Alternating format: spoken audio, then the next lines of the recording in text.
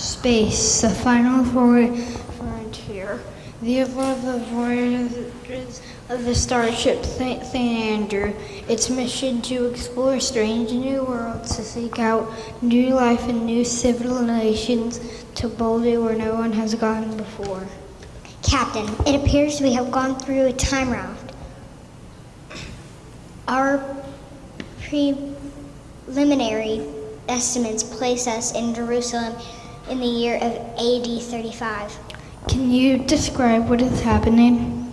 It appears that there is some sort of commotion. A large group of people is gathered.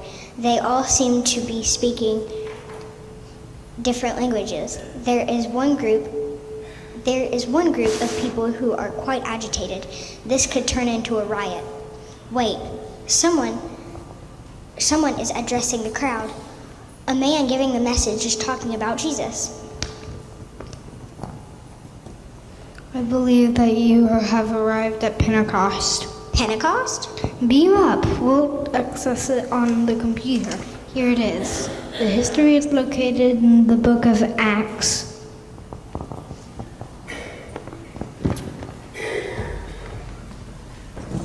God sends help.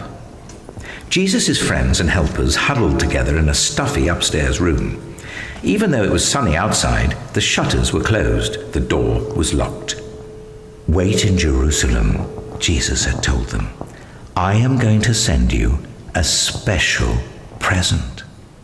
God's power is going to come into you. God's Holy Spirit is coming." So here they were, waiting. Actually, mostly what they were doing was just being scared and hiding. Well, you can't blame them. Their best friend had left. The important people and leaders were after them, and Jesus had given them a job they didn't know how to do. As they waited, they were praying and remembering how, from the beginning, God had been working out his secret rescue plan. Suddenly, a strong wind filled the little room, whistling through the walls, rustling the straw on the floor, and there, on everyone's heads, shining in the gloom, were flickering flames, fire that didn't hurt or burn, and something more. Inside, in their hearts, they felt a strange heat, almost as if all the coldness and hardness were melting away, as if their broken hearts were mending, and God was giving them brand new hearts, hearts that could work properly. How it happened, they didn't know. But they knew God's power had struck their hearts ablaze, and Jesus himself was coming to live inside them. They had seen Jesus go away, but now he was closer than he had ever been, inside their hearts. And this time, nothing could ever separate them. Jesus would always be there with them, loving them, whispering the promise that would get rid of the poison and the terrible lie and the sickness in their hearts.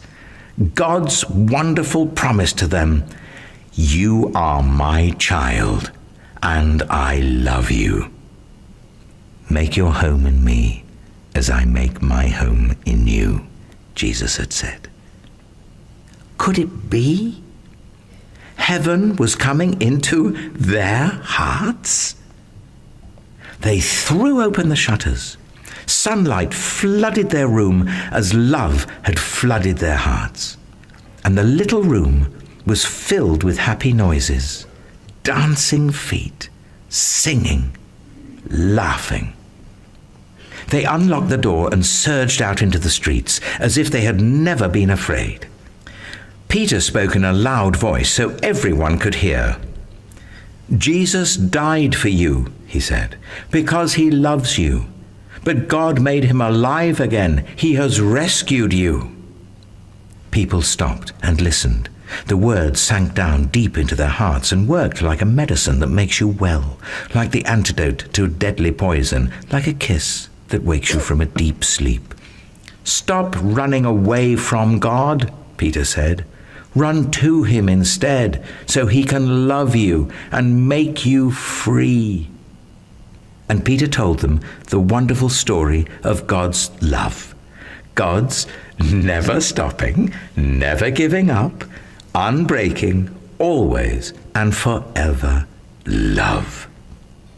How Jesus had come, all that had happened. There were lots of people from faraway countries in Jerusalem. They couldn't speak the same language, but as they listened to Peter, everyone could understand what he was saying in their own languages. Many people believed and became Jesus' new friends and helpers. And the wonderful news of Jesus spread like sparks from a fire to villages, towns, cities. Every day, more and more people believed. And so it was that the family of God's children, his special people, grew.